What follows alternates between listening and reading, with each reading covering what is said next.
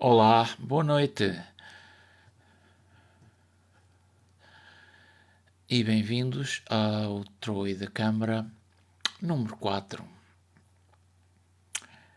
Este Troi da Câmara número 4, que está a ser feito em streaming no Facebook Live, é sobre três livros que me modificaram o pensamento em relação à criação artística. Um deles muito recentemente, outros já têm uns anitos na minha posse e já tiveram o tempo de fazer o seu caminho dentro das minhas ideias criativas. Mas o terceiro posso dizer que foi muito recentemente. Ora, e aqui estão eles. Mas antes, para quem não me conhece, o meu nome é Mário Pires e trabalho com imagem, com fotografia, vídeo e outras formas de criação visual. E já há algum tempo que tenho feito algumas sessões de formação ou simplesmente de divulgação de atividade criativa, essencialmente na base da fotografia.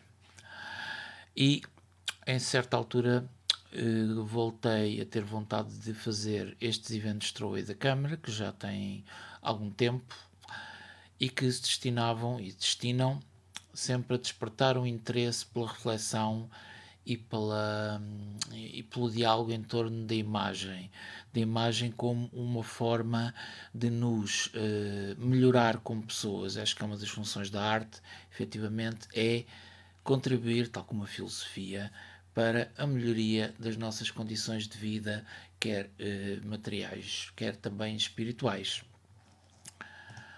Ora, e porquê é que eu decidi fazer este Troi da Câmara sobre três livros? Porque, primeiro, sou uma pessoa de livros.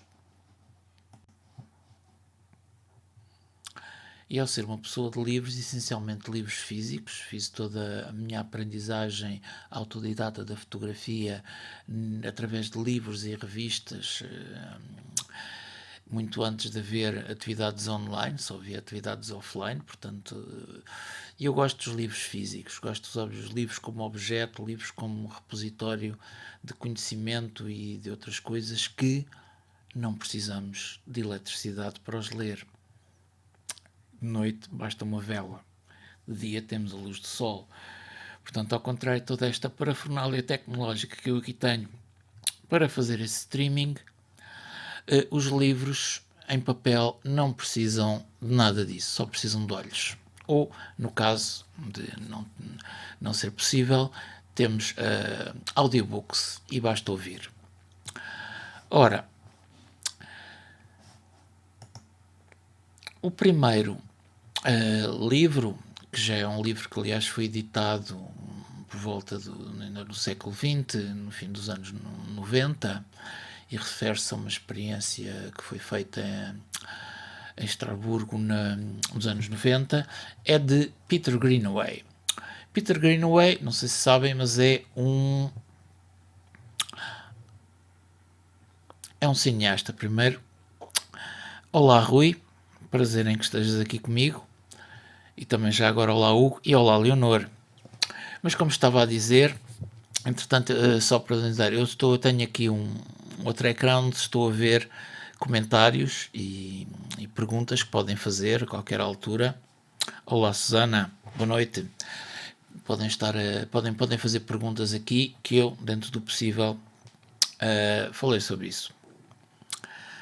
Ora, gostava eu de dizer, Peter Greenaway é um cineasta que começou como pintor e tem uma obra com vários filmes e outros projetos de multimédia, e também tem um livro que está aqui ao lado.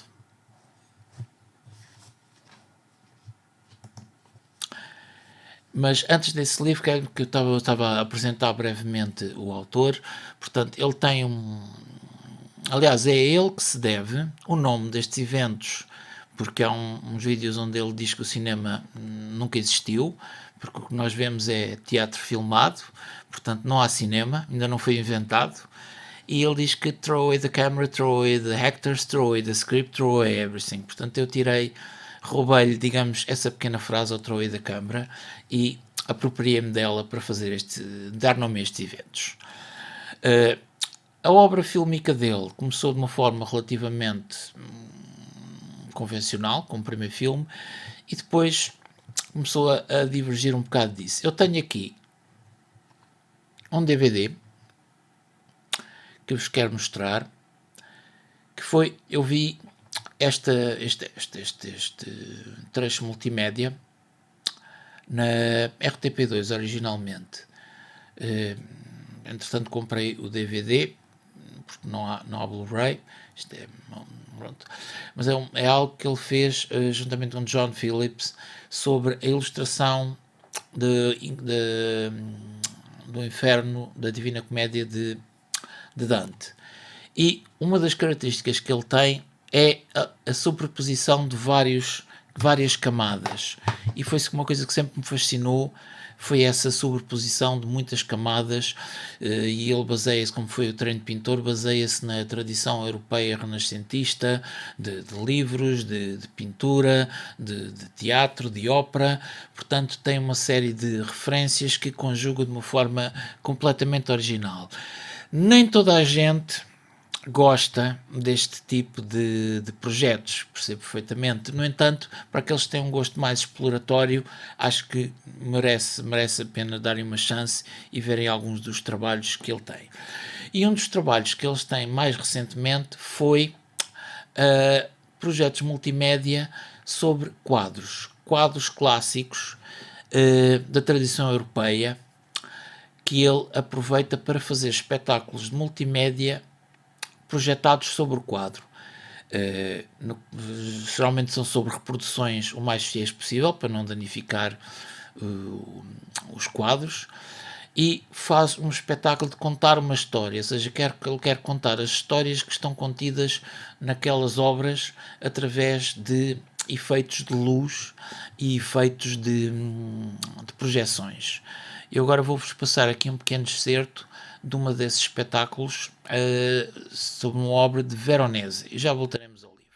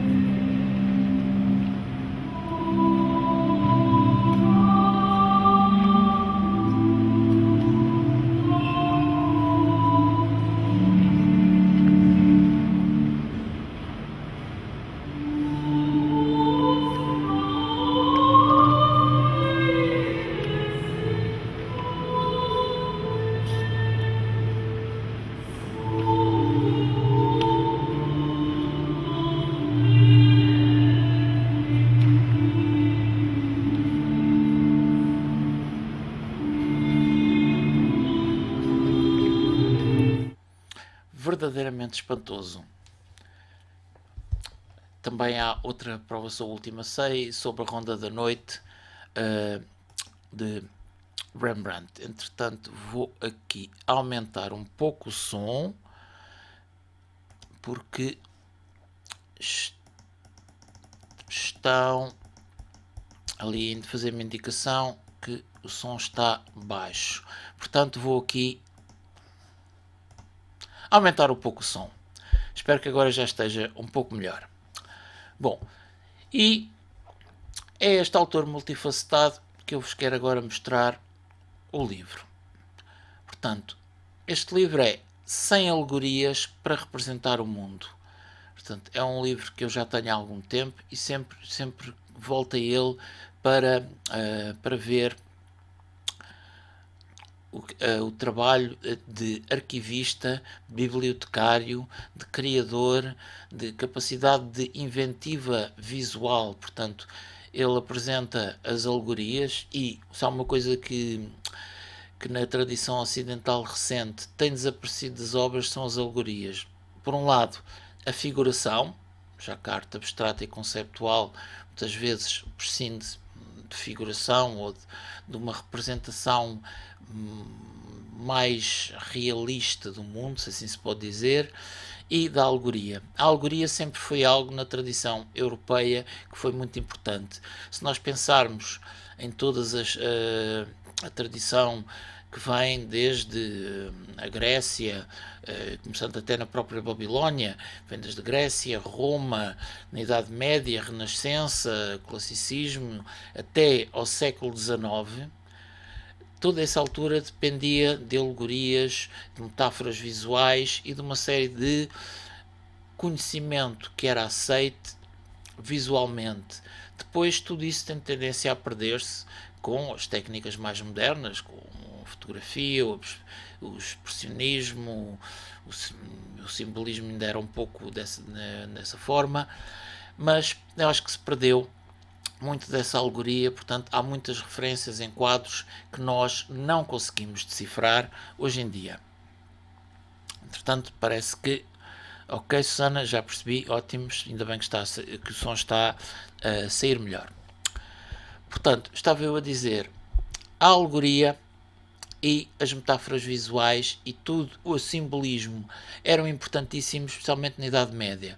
Uma das questões que teve a ver das confusões e dos debates iconoclastas contra os iconólogos era que para a Igreja, por um lado, era importante que passasse a mensagem evangelizadora, mas como ninguém sabia latim, ou quase ninguém, e mesmo em linguagem mais vernacular, as pessoas não sabiam ler, portanto era importante que fosse possível visualizar as histórias que estão contidas na Bíblia, histórias moralizantes.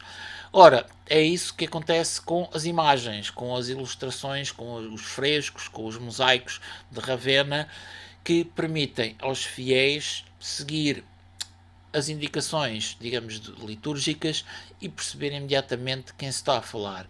Daí uma linguagem visual que a certa altura é posta em causa, essencialmente na parte de Bizâncio, porque achavam que havia uma parte do clero que achava que as imagens não deviam representar Deus, nem os santos, nada disso, eram ímpios.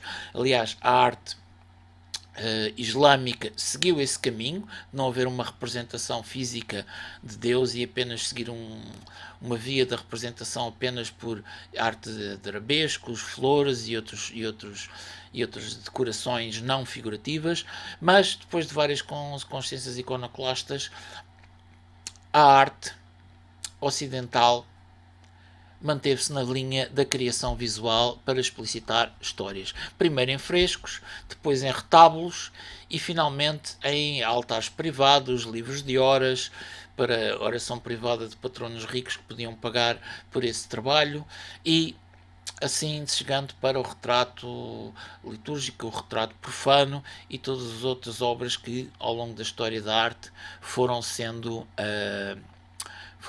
criadas. Caso não tivesse a arte europeia não tivesse seguido este caso, a história da arte e a história da Europa teria certamente sido muito diferente. Como podem ver, todas estas imagens que estão aqui neste livro são espetaculares e são inspiradoras.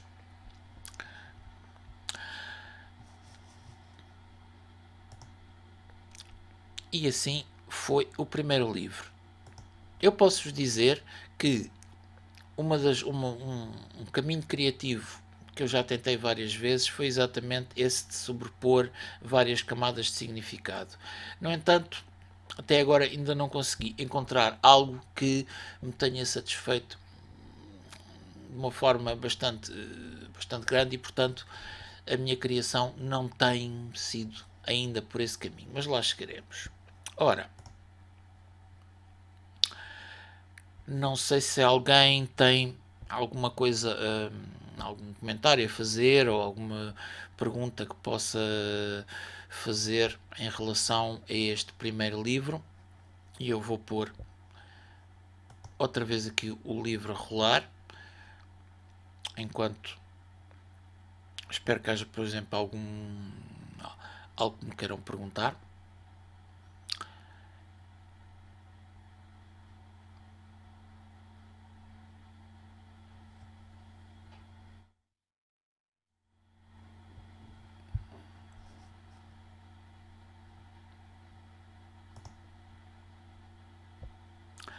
Ora, e o segundo autor que eu quero falar é David Hockney. E David Hockney teve, para mim, uma importância muito grande, não tanto pela obra que eu não conhecia. Aliás, este livro, That's the Way I See It, é um livro que me foi emprestado há uns anos e eu não conhecia o David Hockney, quer dizer, conhecia, mas não a obra dele, a figura dele, louro, com aqueles óculos e aquelas roupas extravagantes. Ora, e agora estou aqui a ver uma pergunta do Rui Esteves. Agora, este livro, porque é que este livro me afetou? Este livro me afetou exatamente tal como um filme que é baseado, como o Atividade, e um filme que é Os Livros de Próspero, que me afetaram no sentido em que mostraram que era possível criar obras com várias camadas, todas elas com um significado, ou seja, cada camada tem um significado, não está ali por acaso ou porque é bonito ou só visualmente interessante, está ali porque não só tem um significado e isso o livro explica, porque cada um das páginas e cada uma das alegorias tem um texto explicativo do porquê, além dos componentes, tem um texto explicativo do porquê que aquela alegoria foi construída dessa maneira. Ou seja, é um caso quase um manual de uso, ok? Portanto, estamos a ver Aliás, eu posso tentar ir aqui buscar o livro.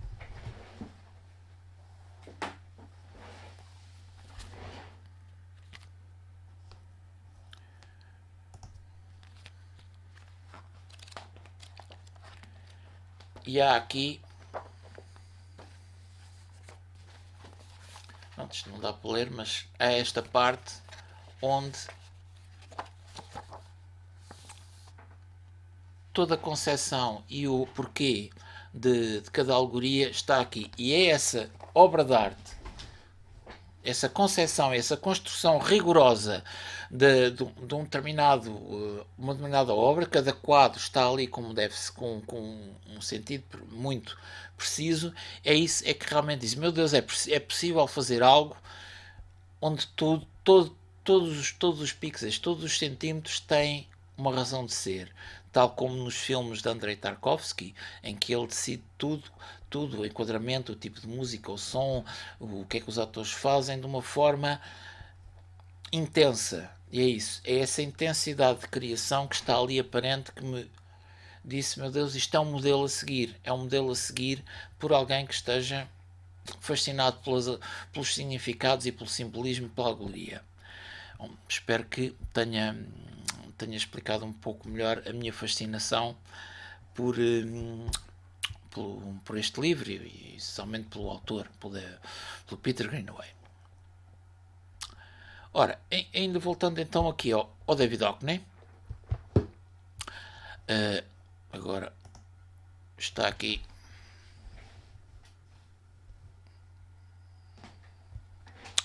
Já o destapei. O David Hockney, além da obra, portanto, além da obra pictórica, que eu depois, ao ler o livro, também tem uma boa parte ali, que achei que gostei bastante, mas o que me fascinou mais e o que me interessou mais foi as reflexões críticas que ele faz em relação não só à história da arte, como aos processos e o cuidado e a intensidade que ele tem. Portanto, neste livro ele diz que a fotografia só serve para reproduzir documentos. Foi uma coisa que eu fiquei chocadíssimo. Então, fotografia não é uma forma de arte. Para o David Hockney, não. É ótima para a fotografia convencional, é ótima para reproduzir documentos. Portanto, porquê? Porque uma superfície plana, é boa reproduzir superfícies planas, mas não lida bem nem com o tempo, nem com a complexidade espacial. Isto custou-me, muito sinceramente, custou-me muito tempo a absorver, mas acabei por achar que efetivamente ele tem toda a razão. Portanto, nesse aspecto, acho que a pintura é uma arte superior à fotografia. A fotografia não lhe chamarei uma arte menor, até se parece mal, uma pessoa que essencialmente pratica fotografia dizer isso. No entanto, acho que ele tem razão, especialmente ao nível da como é que se transfere um espaço 3D para um espaço 2D. A pintura e o desenho conseguem fazer isso, segundo ele, de uma maneira muito melhor, porque tem também a dimensão do tempo. Uma fotografia tem o mesmo tempo, ou seja, é tirado 1 segundo, 10 segundos, não interessa, mas há o tempo. E quanto a isso, ele diz que o tempo é muito mais dado em pintura.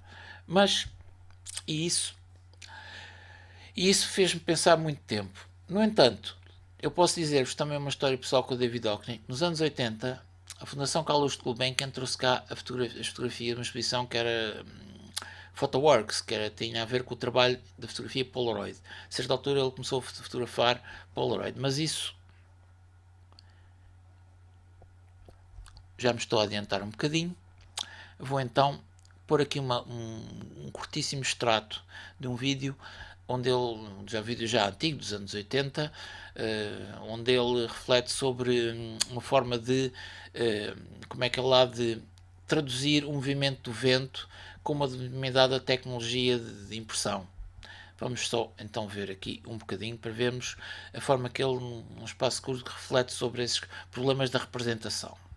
When I came this time, the only thing I had in my head was I chose a subject. I thought, I'll do the weather.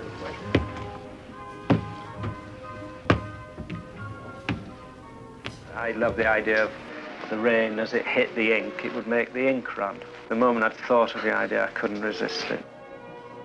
As the prints grew, their subject matter, which on the surface is the weather, but the other subject matter is really the weather drawn, because in each one the problem was not just making a representation of the weather, but how to draw it.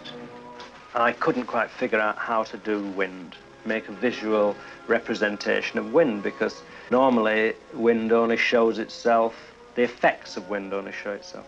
So I kept thinking of palm trees bending and everything, and it all seemed just a little bit corny or ordinary or something. And I was stood on the beach at Malibu one day, and suddenly a piece of paper blew by, and it suddenly dawned on me, oh, I'd simply do all the other prints I've done blowing away across Melrose Avenue. And I was able to present to David Hockney a complete palette of color. And knowing how David draws, also a complete palette of drawing techniques. The thing is, first of all, anybody who draws on plates or stones, anybody would soon find out that it's much better to draw on a stone. It's more responsive to what you do on it. It's somehow, it's just much more sympathetic.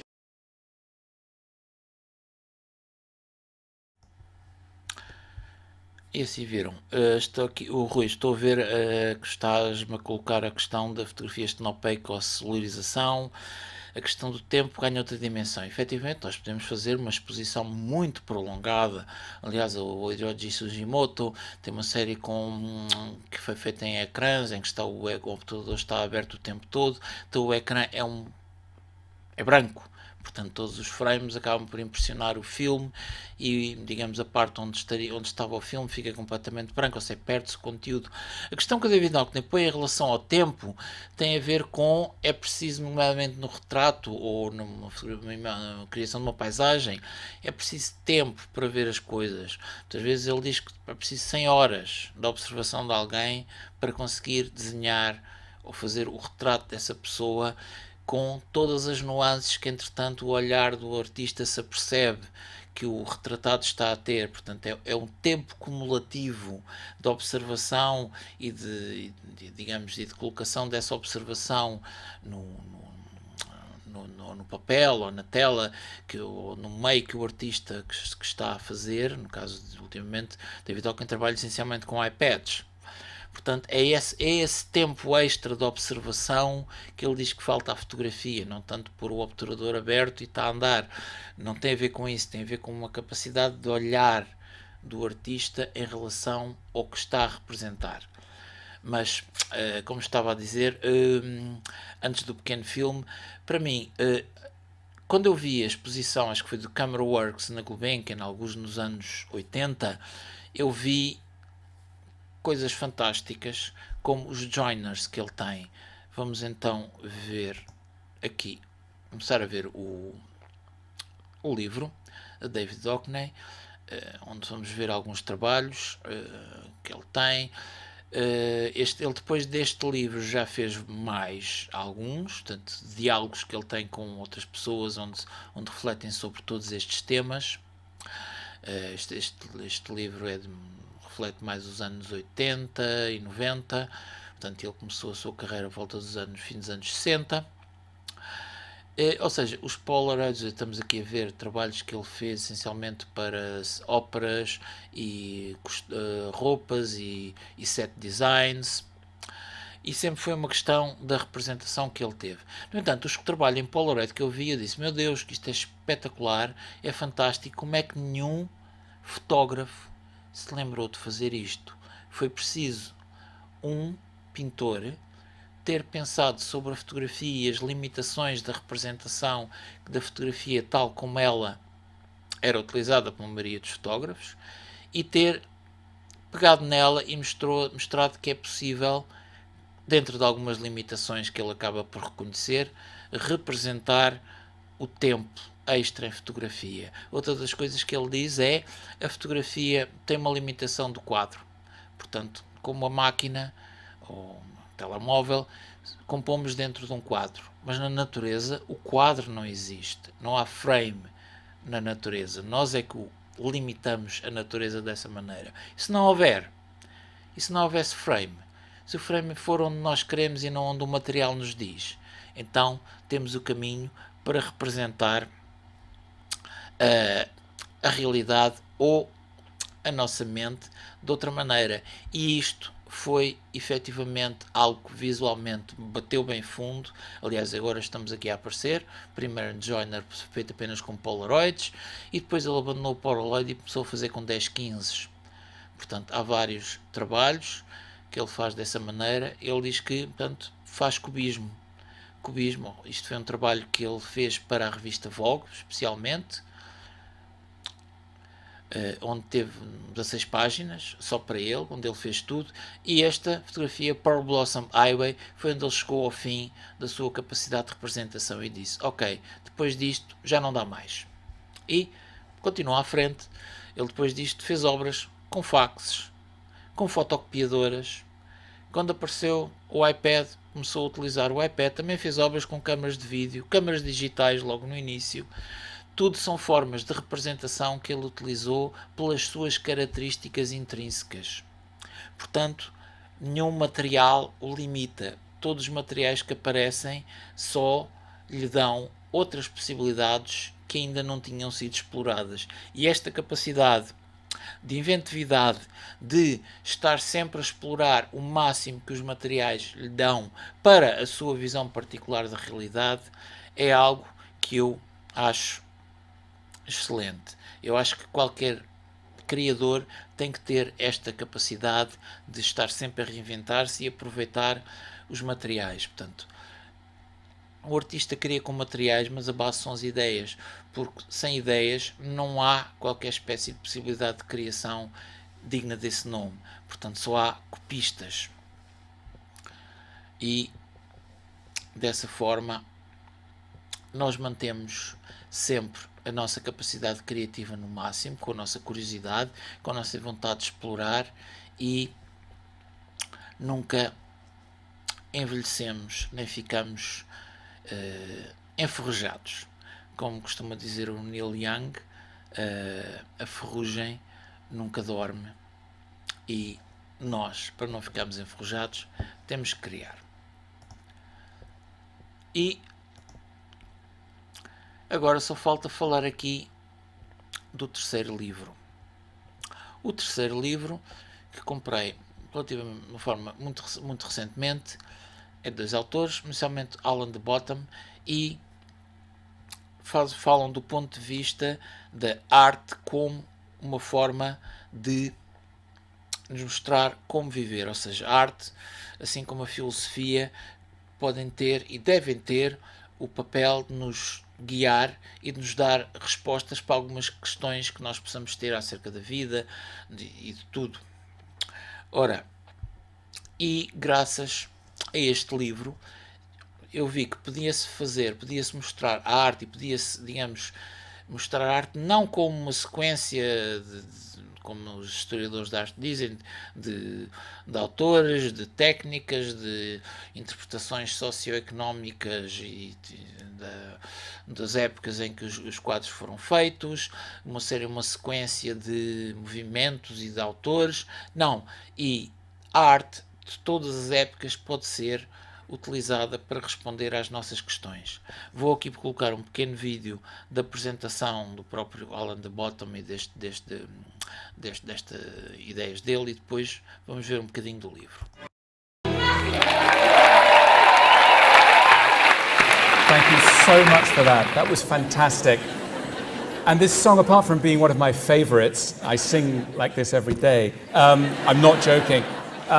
The reason I picked this song is because it's called Angels, and yet there is no God at the heart of that song, but there's a lot of the feeling that was formerly directed at our gods. Art is nowadays our new religion, and museums are our cathedrals. This is not me stating it, that's something that Theodore Zeldin, the cultural historian, said.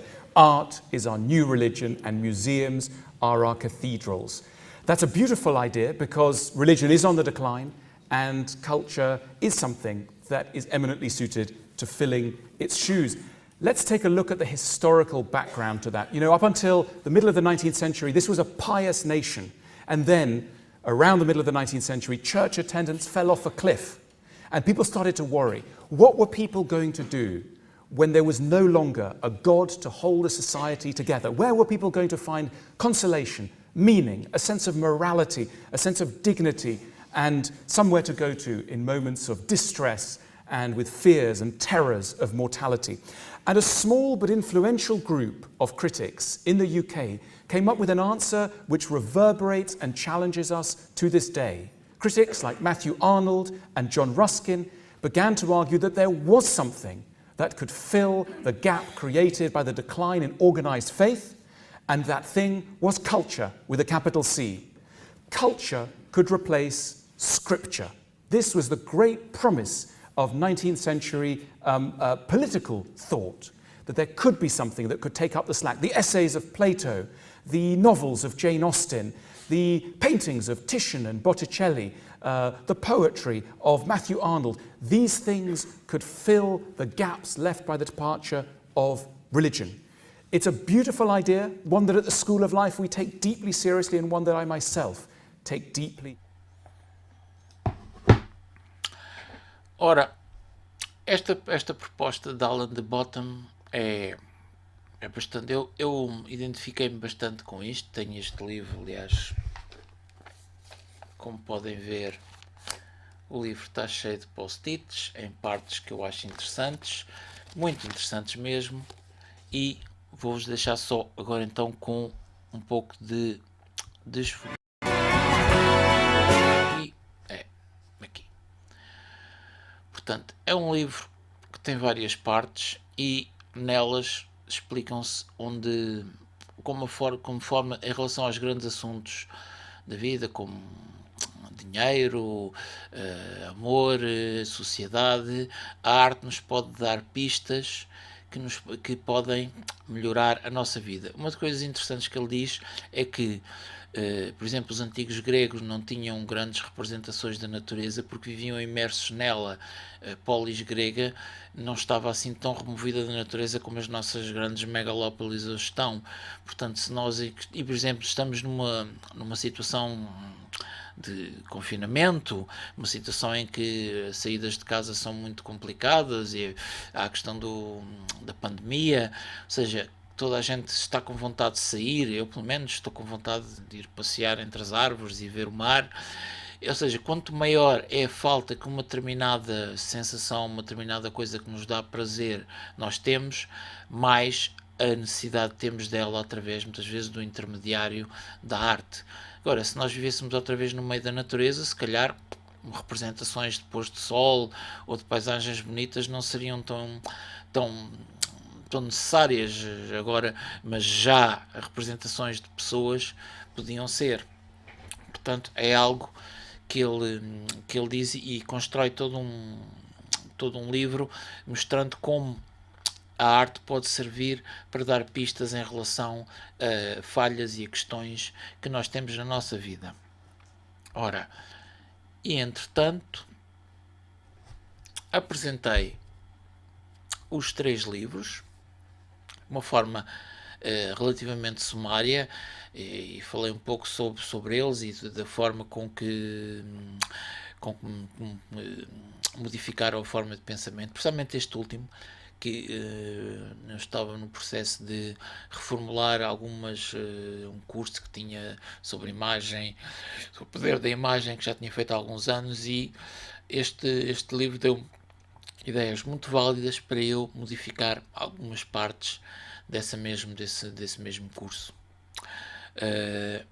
Agora, neste momento, perguntava se alguém tinha ali alguma questão a colocar, alguma dúvida, algo que quisessem ver esclarecido. E nesta altura estou disponível para isso. Entretanto, posso-vos também mostrar ainda sobre o David Hockney um outro livro já mais recente do que That's the Way I See It, e também condensa